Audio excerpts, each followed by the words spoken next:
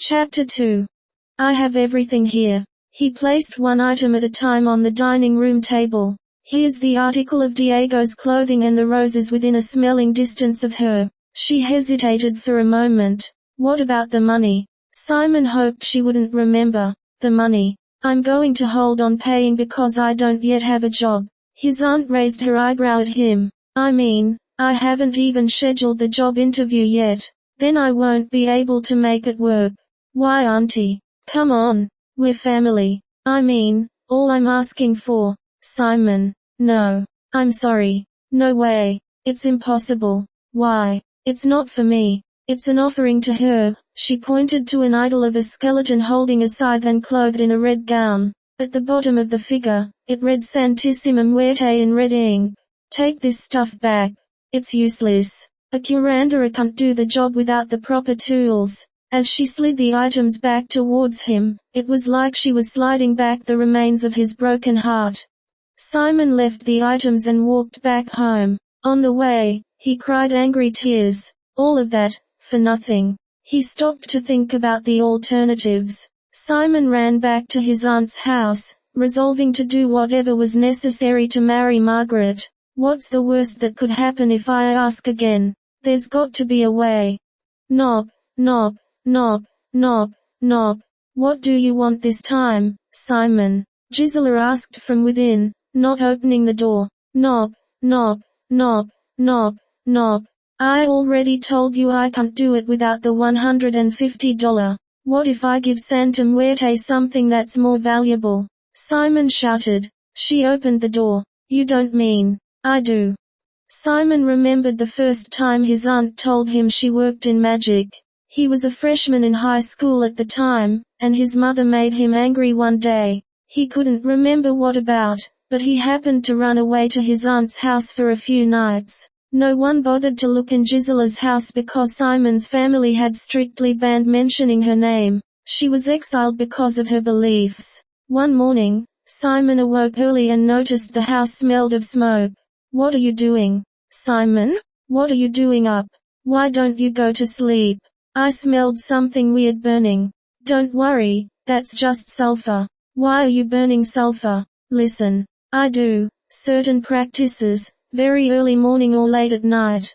Those are the best times to practice. What sort of practices? Enchantments, charms, incantations, remedies, potions, stuff like that.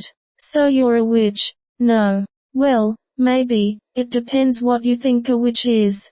Think about it like this: I'm a good witch. A sorcerer? No. Call me a curandera.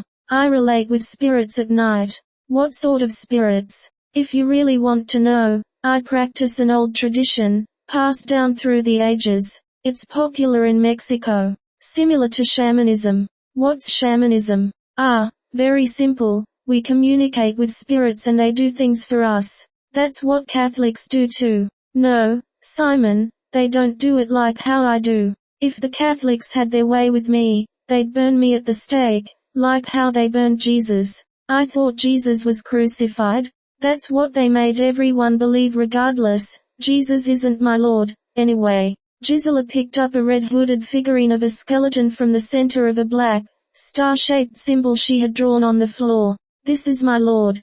Would Santa Muerte be willing to cut me a deal for my lifeblood, like she did with you? His aunt weighed the consequences within herself. Simon was asking to make a deal with his soul. Hypothetically, if his soul was valuable enough, then he would be with Margaret forever. And at that moment in time, his soul was worth her love. Are you sure you want to do this? Simon had never thought to wager his own soul, but that was what his aunt had done to get all her mystical power. Why not me, too? He thought.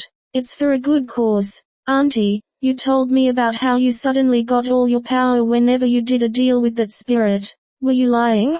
No, that was real. That was serious, what I told you. But, well, if you can do it, then I can, too. What you are doing is brave, but terribly foolish. I understand you want Margaret's love, but do you know what will happen if you go through with this? I don't know. It would mean certain death at some premature point in your life. Chills went down Simon's spine.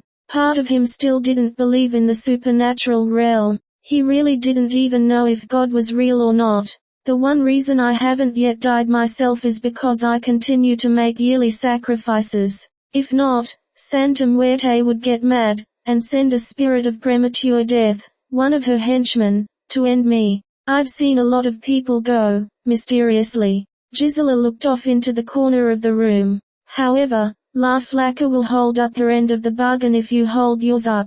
Think of it like a long-term investment. What's La Flaca? That's another name for her. Gisela held the idol up to Simon's face. He examined the idol, thinking how a plastic figurine could have so much power. Why can't I just do what you've been doing? I mean, you're old, but you look great. Suit yourself. But, I'll warn you, it becomes cumbersome after a while. Weigh the costs. What you want, versus what you'll get out of it. It may not be worth. Suddenly, Simon leapt over the table in a fury he couldn't describe. It was like some other thing living inside of him suddenly manifested. I have thought of the costs. I want to live with her forever. There's no reason she should be with that scumbag. All right then, she said with a crooked smile that was one like Simon had never seen before, then give me some of your blood. That evening, as Diego was about to go to sleep, he said his last prayers. Getting on his knees, he coiled a rosary around his hands. Dear Mother of God, protect me from all the effects and attacks of the devil. Keep his schemes far from me. He recited a Hail Mary and went to sleep. Little did he know that this was going to be his last night on earth.